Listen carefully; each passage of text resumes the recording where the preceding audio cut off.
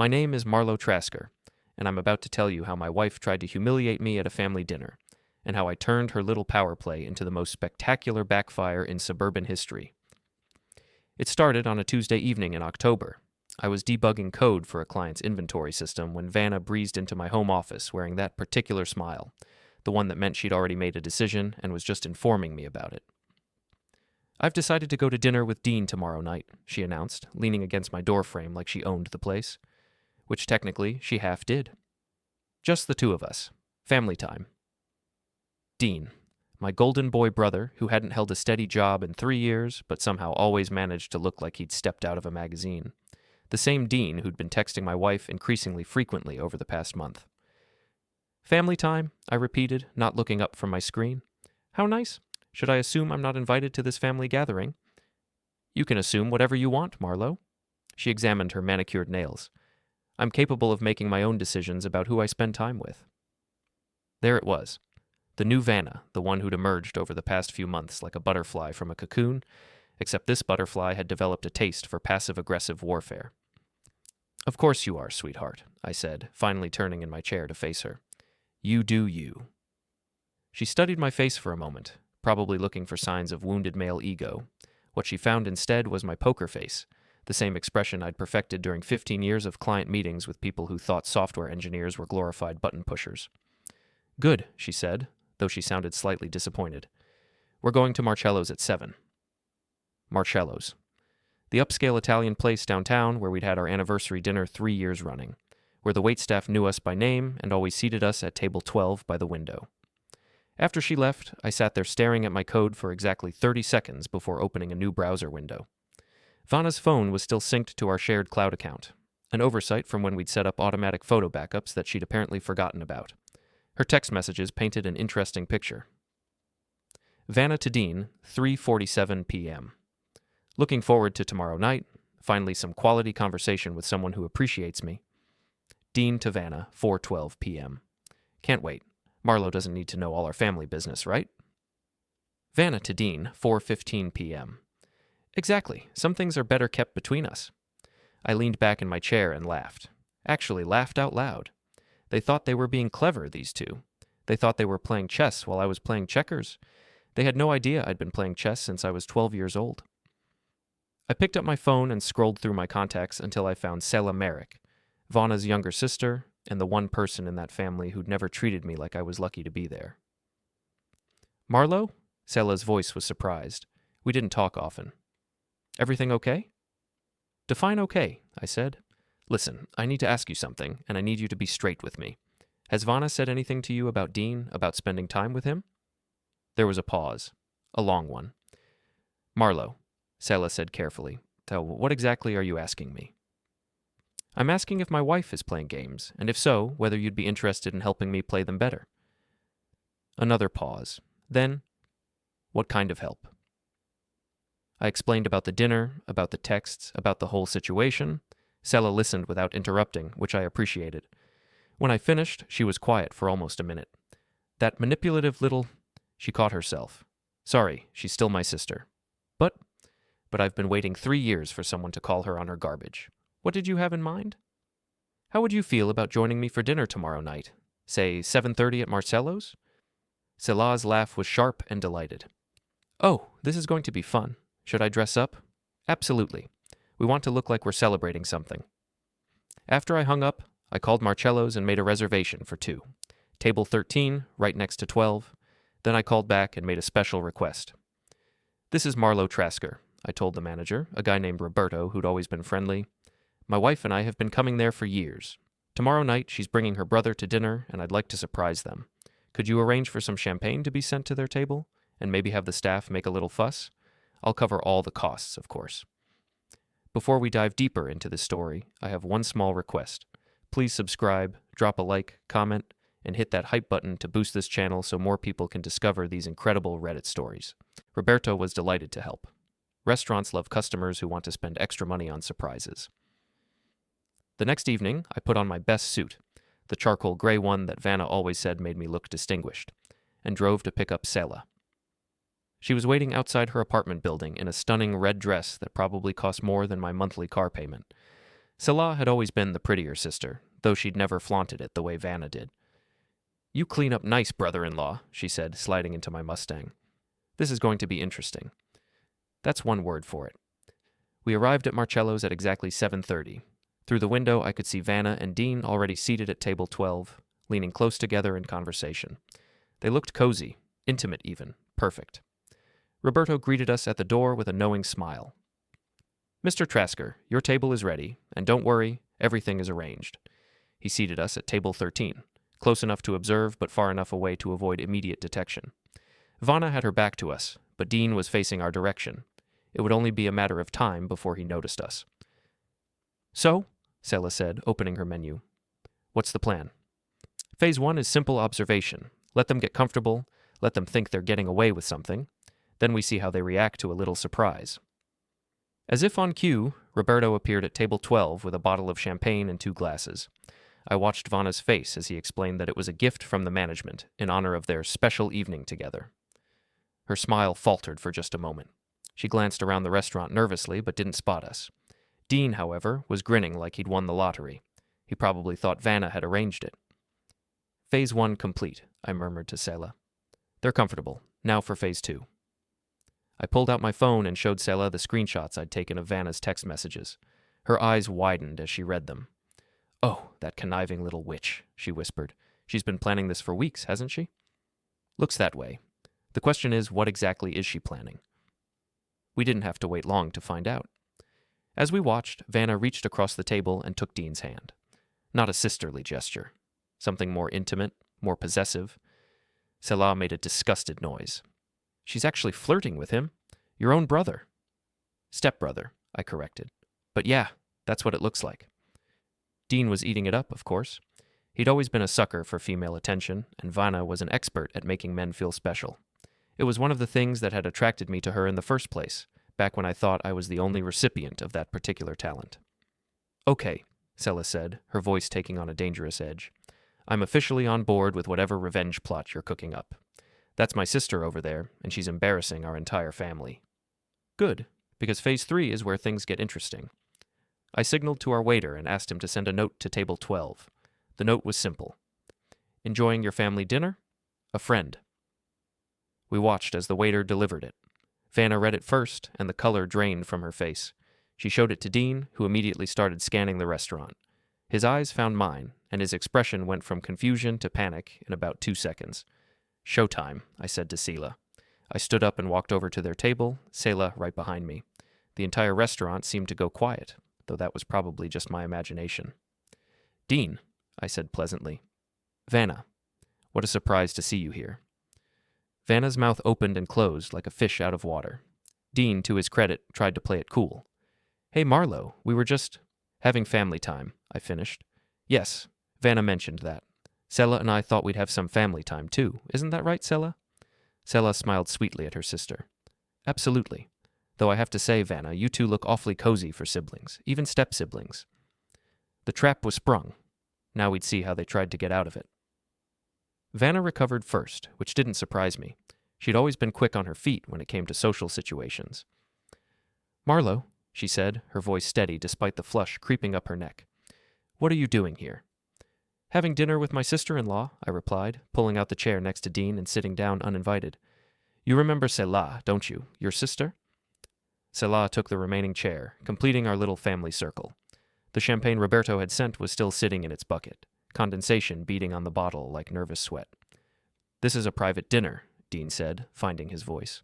He'd always been the type to puff up when cornered. "We didn't invite you." "No," I agreed. "You didn't. Just like you didn't invite me to whatever this little arrangement is." I gestured between him and Vanna. "Care to explain what kind of family business requires such secrecy?" The silence stretched out like a rubber band about to snap. Other diners were starting to notice our table, probably picking up on the tension radiating from our little group. Vanna tried a different approach. "You're being paranoid, Marlow. Dean and I are allowed to have dinner together without your permission." "Of course you are," I said. "Just like I'm allowed to have dinner with Selah without yours. Funny how that works." I pulled out my phone and placed it on the table, screen up. The text message thread between Vanna and Dean was clearly visible. Though I have to admit, I'm curious about this quality conversation with someone who appreciates me comment, And this bit about keeping things between the two of you, very mysterious. Dean's face went white. You're spying on us. I'm reading text messages sent from my wife's phone, I corrected. Messages that are automatically backed up to our shared cloud account. You know, the one we set up for family photos. Very convenient for family communications. Selah leaned forward, studying the phone screen. Oh my, she said loudly enough for nearby tables to hear. Vanna, this is fascinating reading, especially this part about Marlow not needing to know your family business. What kind of family business requires that level of secrecy? You're both being ridiculous, Vanna hissed, but her composure was cracking. There's nothing inappropriate about... About what? I interrupted. About holding hands with my brother at a romantic restaurant? About planning secret dinners and discussing things I'm not allowed to know? About using phrases like someone who appreciates me when referring to him? The couple at the next table was openly staring now. The woman had her phone out, probably texting her friends about the drama unfolding nearby. Dean tried to stand up. I don't have to listen to this. Sit down, Selah said sharply. We're not finished. Something in her tone made him hesitate. Selah might be the younger sister, but she'd inherited the family backbone that Vanna had somehow missed. Here's what's going to happen, I continued, my voice conversational but carrying clearly through the restaurant. You're going to explain to me exactly what kind of relationship you two have developed, and you're going to do it honestly, because I already know more than you think I do. Vanna's eyes darted around the restaurant, clearly aware that we were attracting attention. Can we please discuss this at home? No, I said firmly. We're discussing it right here, right now, in front of witnesses. Because I have a feeling that if we leave it for later, the story is going to change dramatically. Roberto appeared at our table, looking concerned. Is everything all right here? Perhaps I could move you to a more private dining room? That won't be necessary, I said. We're just having a family discussion. Though I would appreciate it if you could bring the check. I believe my wife will be paying for her and Dean's dinner tonight. Actually, Vanna said quickly, I think Dean should pay. He invited me, after all. Dean's head snapped toward her. What? You said this was your treat. You said you wanted to take me somewhere nice. I never said that, Vanna protested. And there it was, the first crack in their united front. Nothing like a restaurant bill to reveal people's true priorities. Selah was enjoying this immensely. Oh, this is rich. You can't even agree on who's paying for your secret date. It's not a date, Dean said desperately. We're family. Then why? I asked. Did you tell her that I don't need to know about your family business? What kind of family business requires that level of secrecy from a spouse? The question hung in the air like smoke. Dean looked at Vanna, clearly expecting her to provide an answer. Vanna looked at the table, apparently fascinated by the pattern on the tablecloth. Let me help you out, I said, because I've been thinking about this all day, and I've come up with a theory. See, Vanna's been feeling unappreciated lately. She's been feeling like her husband doesn't understand her, doesn't value her contributions to the relationship, so she started looking for validation elsewhere. I paused to take a sip of water, letting the tension build. And Dean, well, Dean's been having a rough time lately. No steady job, no steady girlfriend, feeling like the family disappointment. So when his attractive sister-in-law starts paying attention to him, starts making him feel special and important, he doesn't ask too many questions about her motivations. Both of them were staring at me now, and I could see the recognition in their eyes. I was right, and they knew it.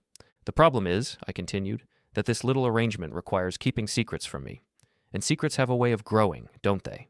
What started as innocent conversation becomes intimate dinners. Intimate dinners become romantic gestures. And romantic gestures become... well, we'll see what they become. You're insane, Vanna said, but her voice lacked conviction. Am I? Then explain the hand-holding. Explain the secret planning. Explain why you felt the need to exclude your husband from your family time with his own brother. Roberto returned with the check, looking increasingly uncomfortable. He placed it on the table between Vanna and Dean, then retreated quickly. Neither of them reached for it. Wonderful, Selah said. A standoff over the bill. This just keeps getting better. Vanna finally grabbed the check, but when she opened her purse, her face went pale. My card isn't working properly. Dean, could you cover this? I'll pay you back. Dean patted his pockets with growing panic. I didn't bring my wallet. I thought you were paying. The silence that followed was deafening. Other diners were openly watching now, some of them holding up phones to record the spectacle. Oh, this is perfect, I said. The secret lovers can't even cover their own dinner bill. We're not lovers, Dean protested. Then what are you? Selah demanded. Because from where I'm sitting, you look like two people who are planning something they don't want Marlow to know about.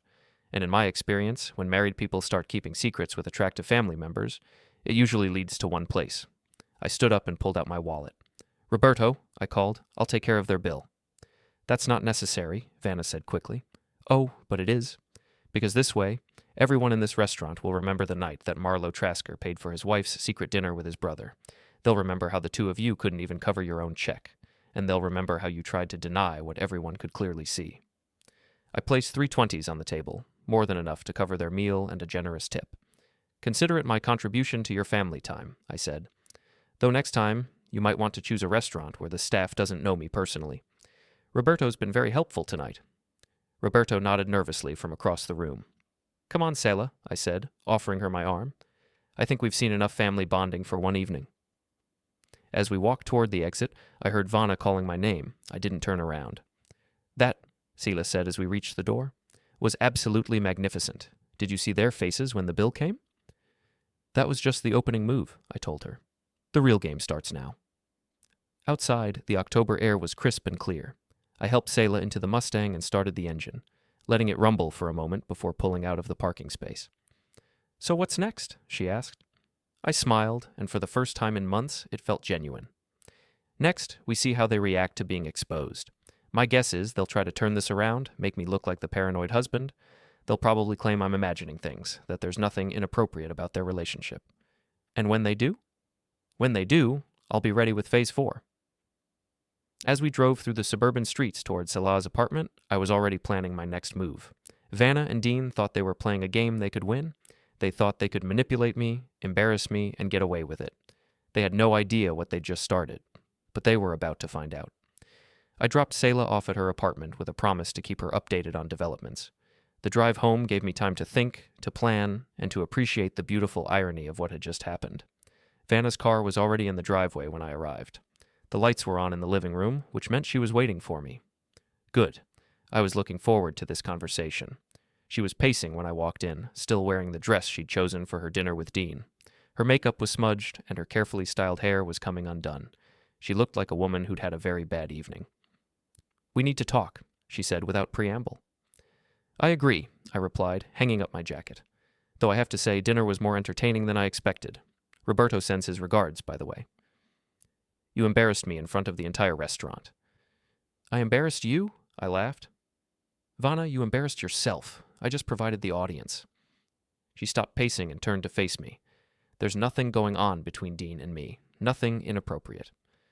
"Then explain the secrecy. Explain the intimate conversation. Explain why you felt the need to exclude me from your family time." "Because I knew you'd react like this," she exploded. "I knew you'd be jealous and possessive and make everything about you." "Make everything about me? Vanna, you're my wife. When you start having secret dinners with my brother and talking about how he appreciates you in ways I apparently don't, it becomes about me by default." She opened her mouth to argue, then closed it again. For a moment, she looked uncertain, almost vulnerable. "Dean's been going through a rough time," she said finally. "He needed someone to talk to, someone who understood what he was dealing with. I was just being supportive. By holding his hand across a candlelit table at the most romantic restaurant in town, we weren't holding hands." I pulled out my phone and showed her the photo I'd taken with the zoom lens.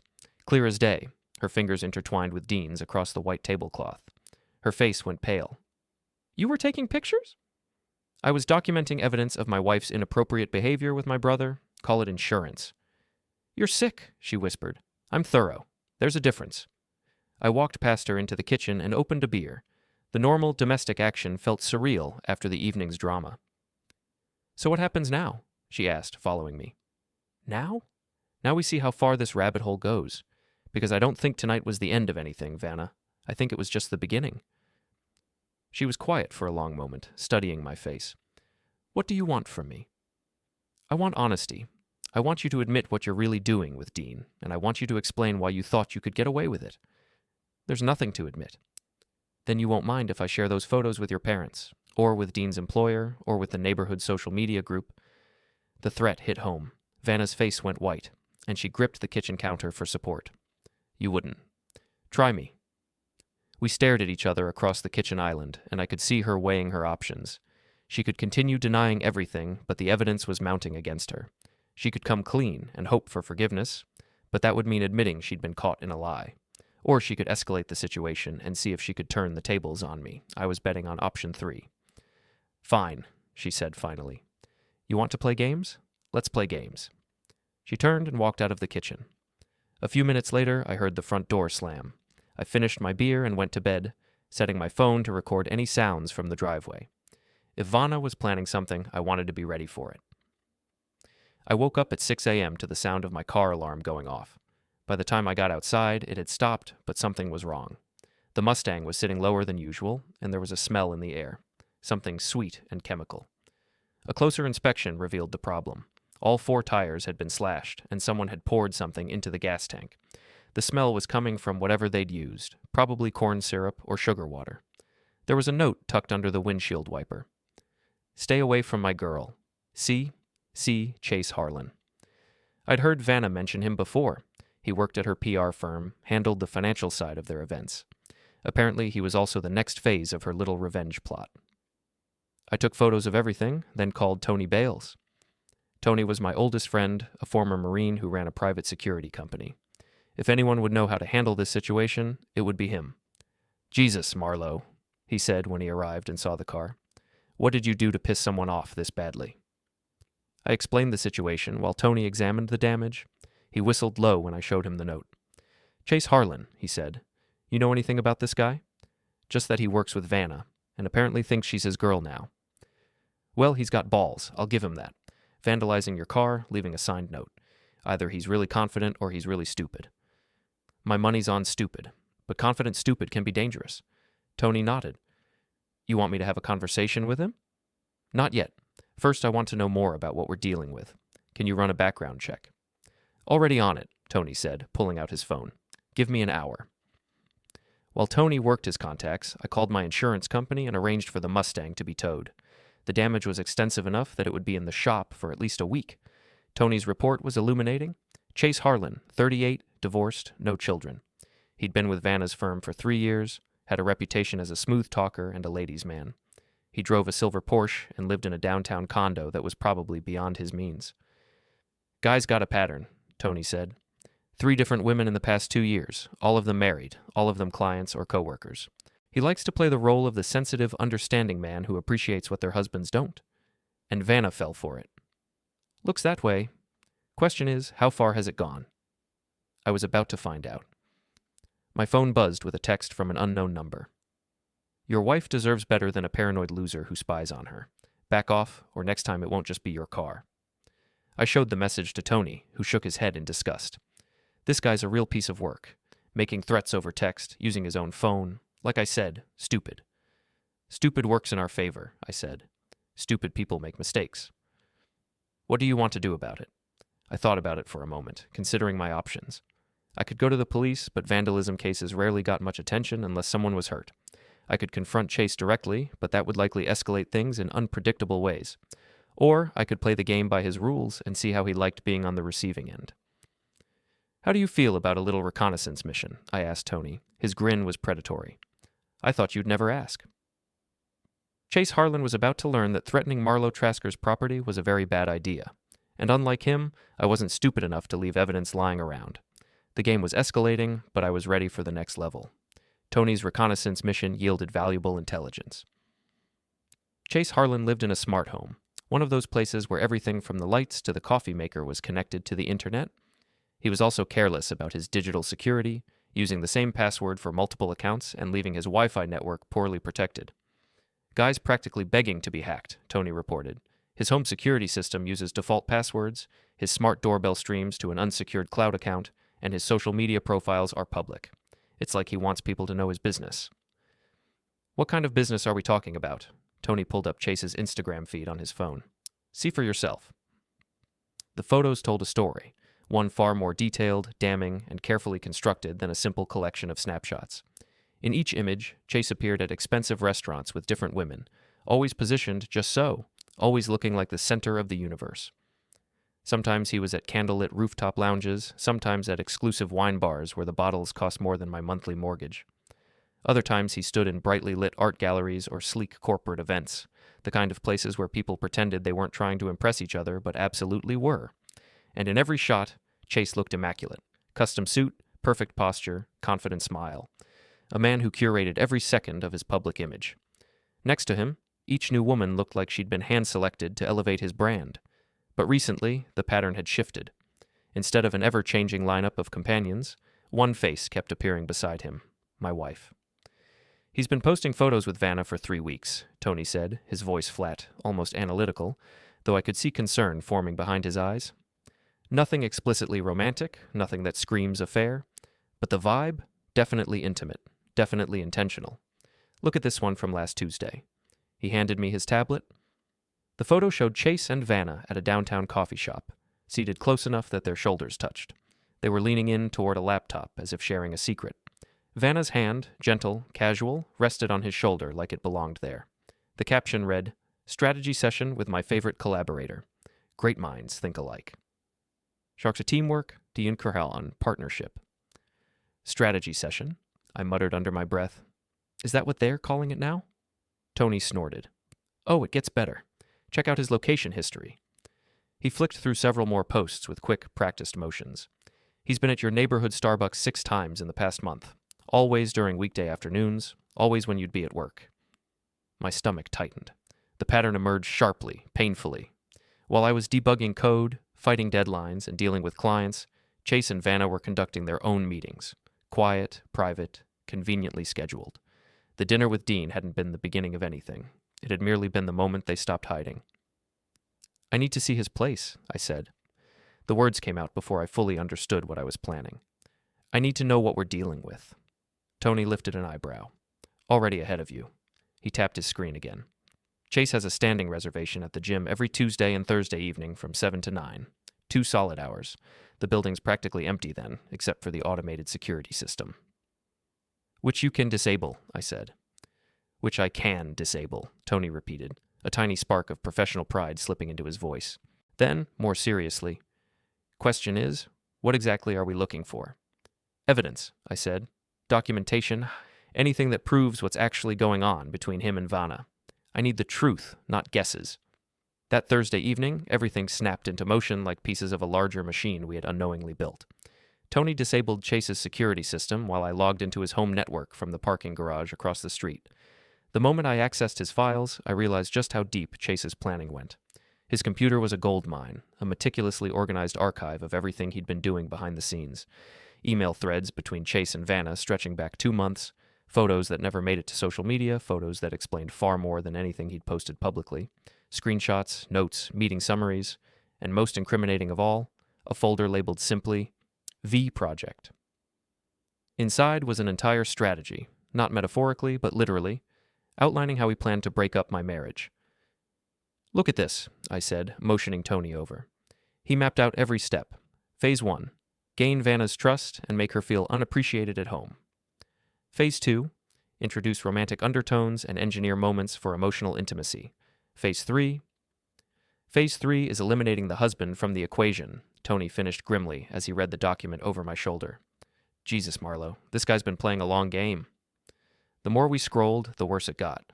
Chase had been systematically poisoning my relationship with Vanna, feeding her carefully crafted criticisms about my work habits, my behavior, my supposed lack of appreciation.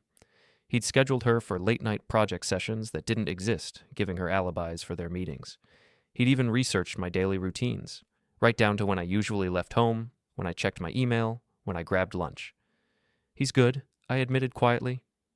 Thorough, patient, methodical. If he weren't targeting my wife, I might actually be impressed. So what's the play? Tony asked, bracing himself.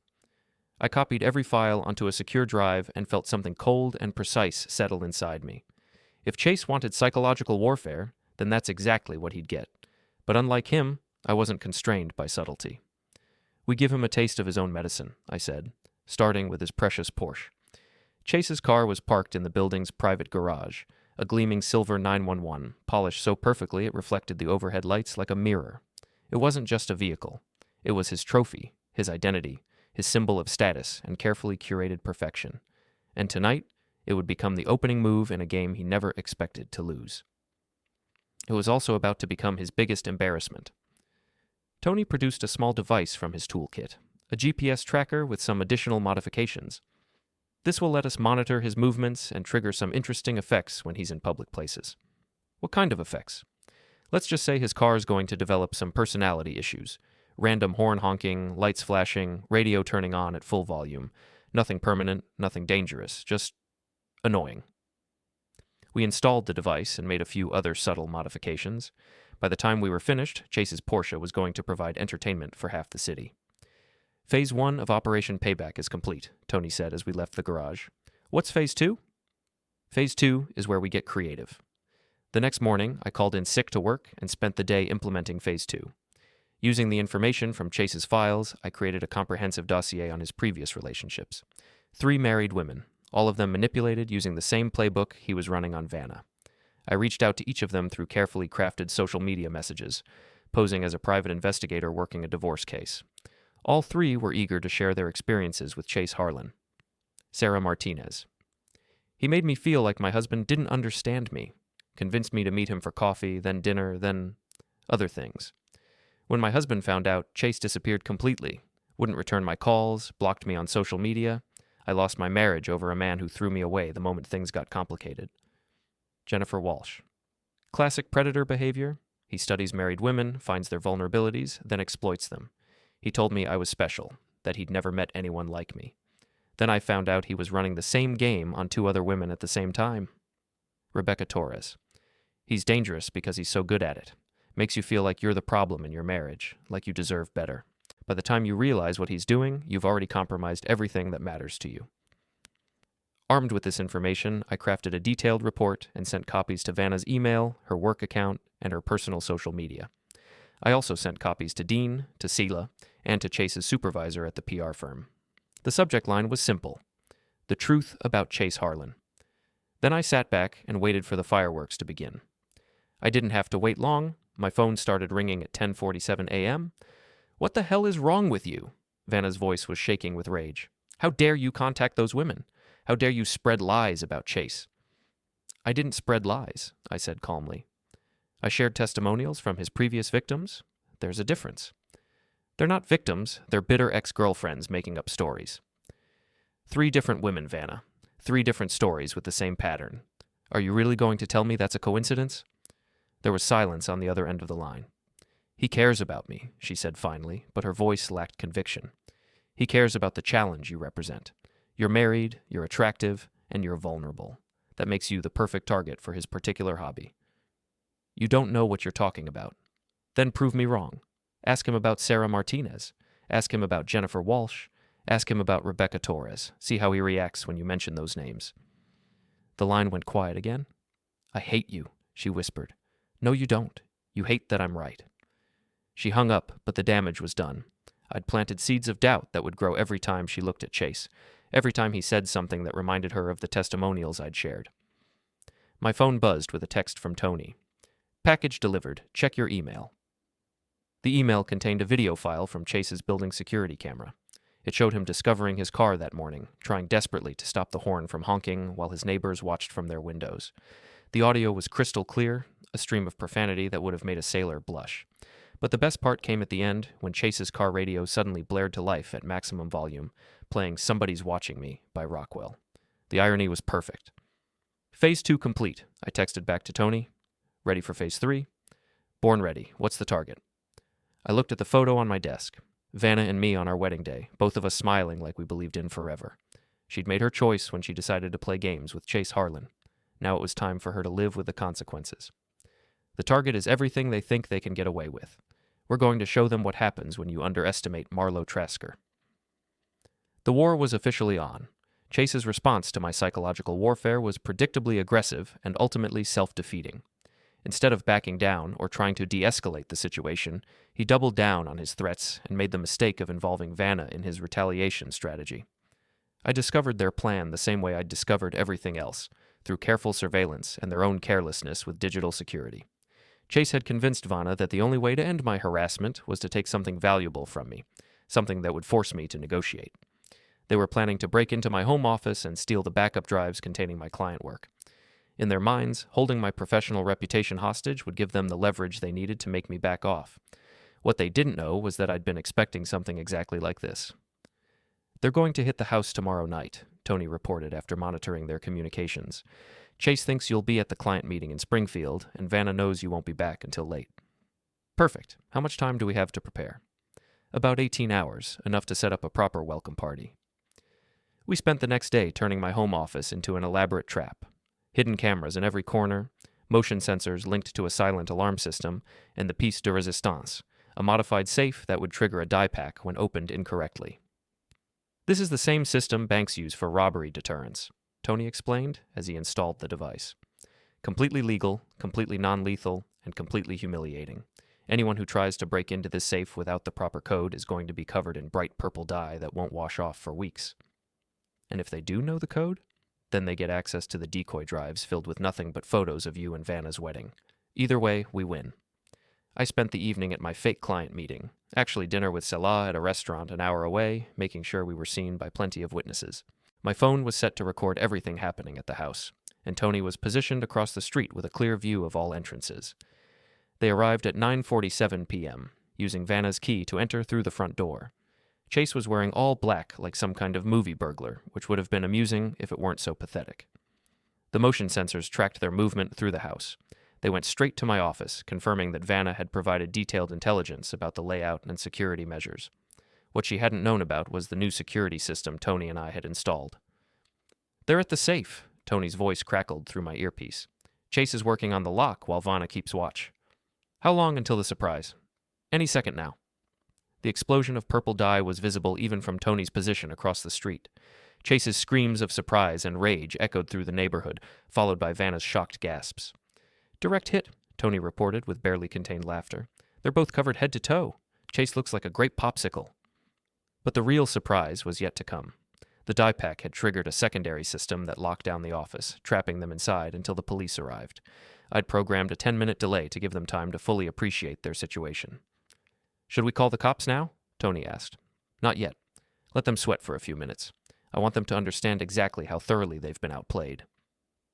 Through the hidden cameras, I watched Chase frantically trying to wash the dye off his hands, while Vanna stared at her purple-stained dress in horror. They were both shouting, blaming each other for the disaster. "This was your idea," Vanna screamed. "You said he'd never know." "How was I supposed to know he'd booby-trap his own safe?" Chase shot back. "You said he was just a boring computer geek." "Boring computer geek," I muttered to Tony. "I'll show them boring." At exactly 10 p.m., the office door unlocked automatically. Chase and Vanna stumbled out, still covered in purple dye, and ran for the front door. They made it to Chase's Porsche before the next phase of my plan kicked in.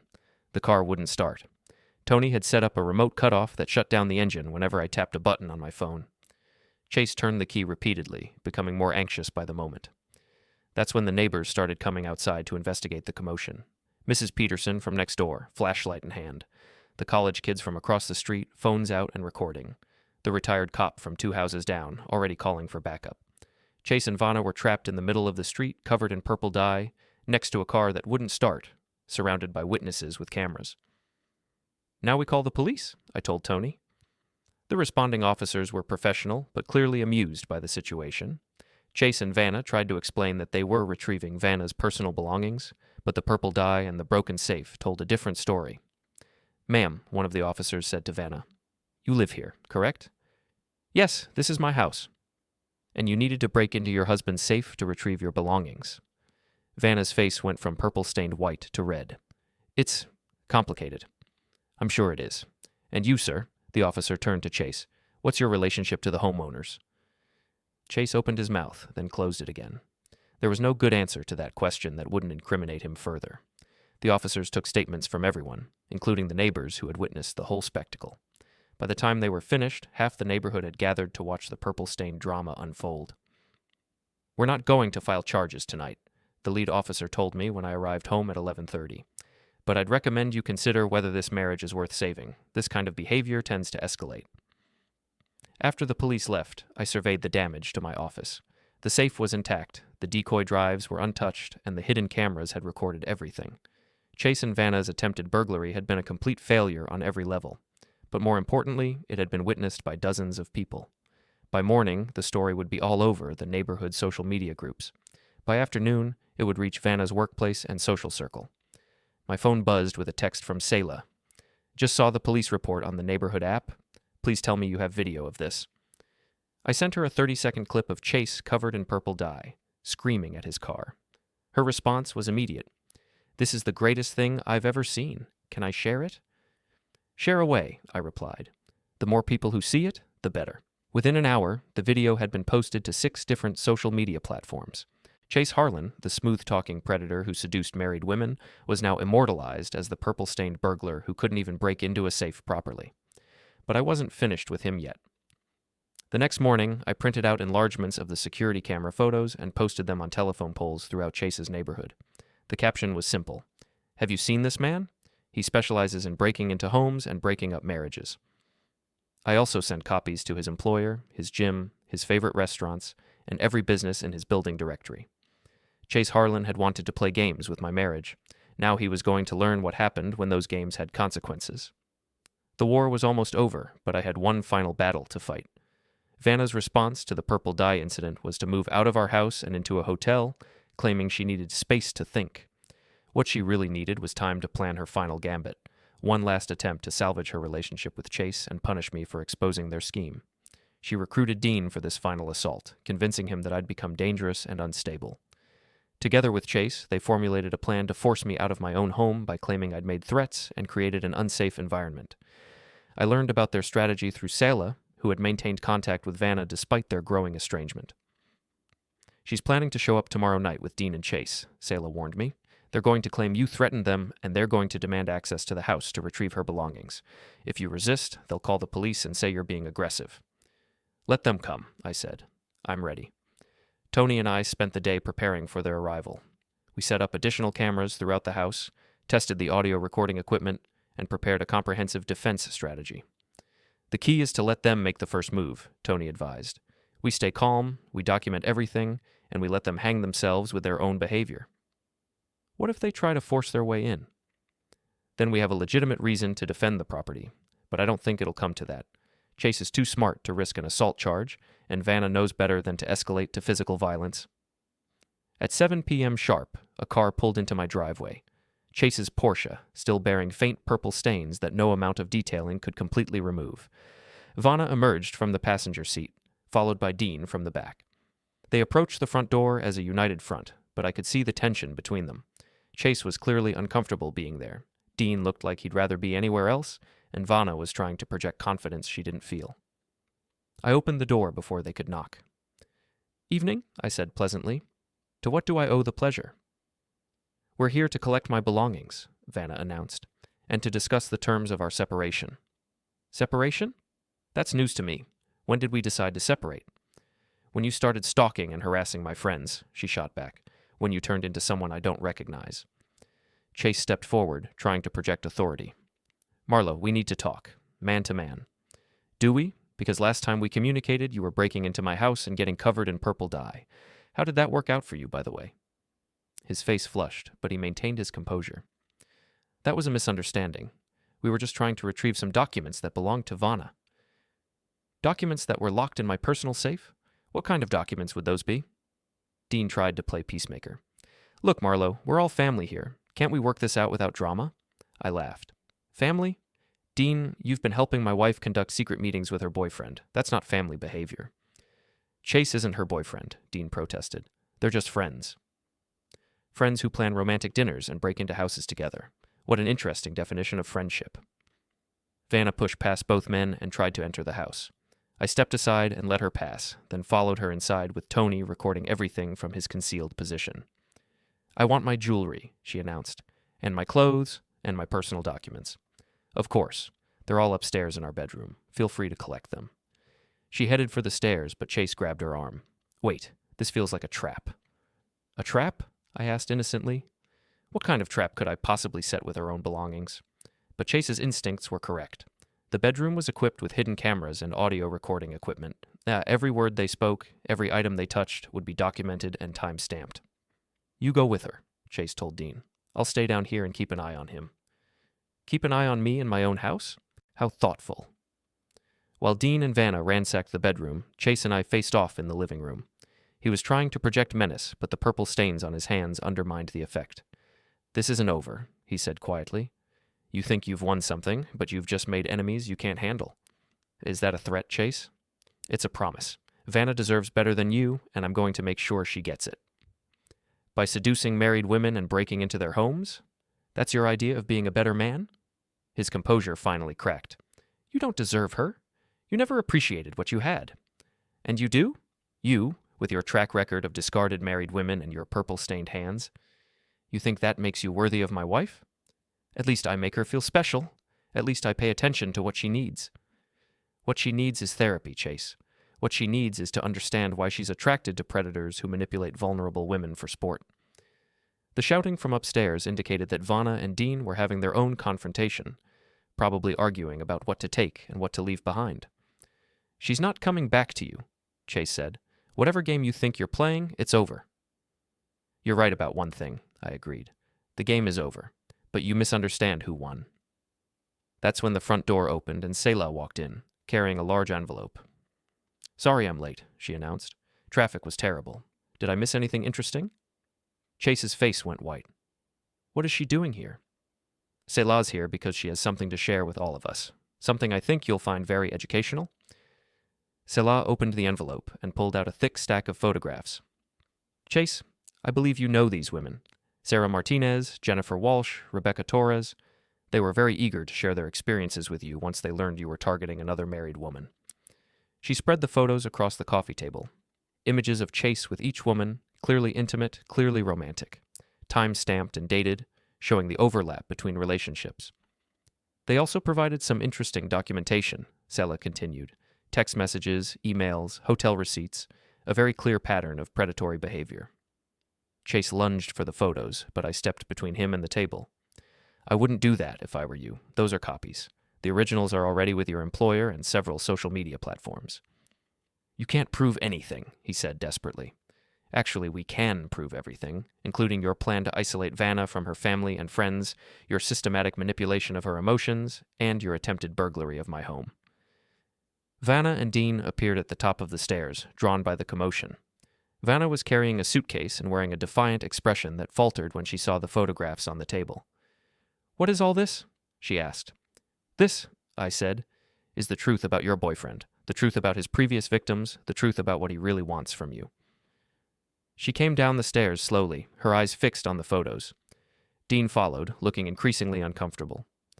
"These women," Vanna said quietly, "they're all married." "Were married," Selah corrected. "Past tense. Chase has a talent for destroying marriages. It's his specialty." Chase tried one last desperate play. "They're lying. They're bitter because I ended things with them." "You ended things?" I pulled out my phone and played an audio file. "Let's hear what Rebecca Torres has to say about that." Rebecca's voice filled the room. "He disappeared the moment my husband found out. Blocked my number, deleted his social media, acted like I never existed. I lost everything for a man who threw me away like garbage." Vanna's face went pale. She looked at Chase, then at the photos, then back at Chase. "How many?" she whispered. "How many what?" "How many married women? How many marriages have you destroyed?" Chase opened his mouth, then closed it again. There was no good answer to that question. "The 3 we know about," I said, "but probably more. Men like Chase don't usually limit themselves to documented cases." The silence stretched out like a wire about to snap. Vanna stared at Chase, seeing him clearly for the first time. Dean shifted uncomfortably, probably realizing he'd been manipulated as well. "Get out," Vanna said quietly. "Vanna, let me explain." "Get out," she screamed. "Get out of this house. Get away from me. Get away from my family." Chase backed toward the door, his hands raised defensively. "This isn't over," he said, looking at me. "You think you've won, but nothing," Tony said, emerging from his hiding place with a video camera. "Everything you've said tonight has been recorded. Every threat, every admission, every lie. You want to keep playing games? We've got enough evidence to destroy what's left of your reputation and your career." Chase's face cycled through anger, fear, and finally defeat. He looked around the room one last time, then walked out the front door without another word. His Porsche started right away. I'd removed the cutoff hours earlier, fully expecting this moment. The engine ran smoothly, a stark contrast to the commotion that had filled the house just minutes before. As Chase pulled away, gripping the wheel with his usual self-assured air, I caught a final glimpse of the purple marks still smudged across his hands. Even from a distance, through the shine of the windshield, the traces seemed almost symbolic, reminders he couldn't simply erase, no matter how quickly he drove or how far he tried to go. It was oddly satisfying to watch someone so accustomed to control depart with such visible embarrassment. Dean left shortly after, stumbling over his own words as he apologized repeatedly, each sentence trailing into a nervous mumble. He couldn't even meet my eyes for more than a second at a time. The bravado he'd shown earlier was gone, completely stripped away, leaving only a man who'd realized far too late that he had wandered into a fire he was never equipped to handle. As he backed out of the room, he kept assuring us he'd stay out of our business from now on, that he'd learned his lesson. And judging by the way his hands shook when he reached for the door, I believed him. He had gotten a rare, intimate look at the consequences of meddling in someone else's marriage, and that was something he wouldn't forget anytime soon. Vanna sat down heavily on the couch, almost collapsing rather than sitting. Her shoulders slumped as if the weight of every decision she'd made was suddenly pressing down on her all at once. Her eyes stayed locked on the photographs scattered across the coffee table, images that moments earlier had ignited shock, anger, disbelief, and now, finally, a quiet kind of self-recognition. I'm so stupid, she whispered, her voice so small and fragile it barely reached me. Not stupid, I said gently. Manipulated. There's a difference. And there was, one she needed to understand if we were ever going to move forward. Chase had targeted her intentionally, skillfully, patiently. Anyone could have fallen for it. How long have you known? She asked, her voice cracking on the final word. About Chase? Weeks, I said. About you and Dean, since the night you announced your family dinner? The truth seemed to hit her harder than the photographs themselves. She looked up at me with eyes rimmed in red, tears gathering but not yet falling. Can you forgive me? She asked, and this time the tears did slip free, leaving shining trails down her cheeks. I didn't answer right away. I didn't want to offer some comforting lie just to make her feel better in the moment. So I let the silence stretch, thinking seriously about what she was asking, what it would mean for both of us. Could I forgive her? Could I trust her again? Could we rebuild something that had been cracked, tested, and nearly destroyed? I don't know, I said finally, honestly, but I'm willing to try if you are. Selah, who had been watching quietly until then, gathered up the photographs with a practiced calm, sliding them back into the envelope as if sealing away the evidence of a crime. She stood and looked at Vanna with a mix of sternness and exhausted affection. I'll leave you two to figure this out, she said. But Vanna, if you ever pull something like this again, I'll personally make sure everyone in town knows about it. Her tone left no room for doubt. She meant every word. After Selah left, the house fell into a heavy, reflective silence. It felt different now, as if a storm had passed through and rearranged the air itself. The walls seemed quieter, the lights softer, the weight of the last hour settling into every room. Vanna wiped her face and stared at her hands. What happens now? She asked finally, her voice trembling but steady enough to show she truly wanted an answer.